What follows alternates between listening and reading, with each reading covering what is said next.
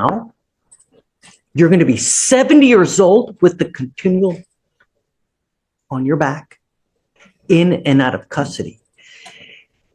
You're so messed up right now, you can barely open your eyes, man. Your Honor. And I don't. And severe Tourette syndrome. And we put him in a recovery center, and we told them, we sent them the documentation. They told us every day they were getting the medication they ever did. Never did. Until they finally refused to answer my phone calls because I kept calling him up what he needs to be on. I said, this ADHD medicine robs him of his chemicals and his dopamine chemicals in his brain.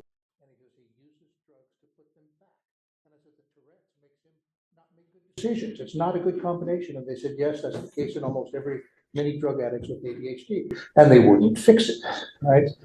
And so I got pretty upset with him because he got out and he had a pill bottle that he got the day he got out. They had never given him any pills the entire time he was there for these things. So I agree that it's a bad problem and a wrong problem, but I also agree it's not entirely his fault because he's got a chemical imbalance that nobody is addressing.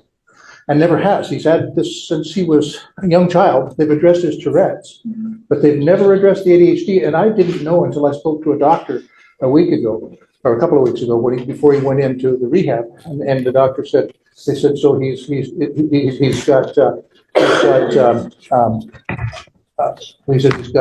ADHD. And I said, yeah. And he says, does he have a problem with drugs? And I said, yeah. And he goes, why isn't he on Ritalin? And I go, what do you mean?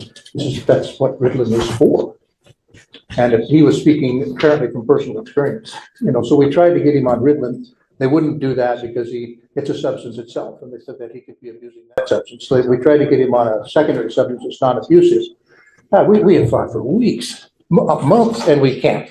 We finally got him a prescription just as he's now out and back in trouble.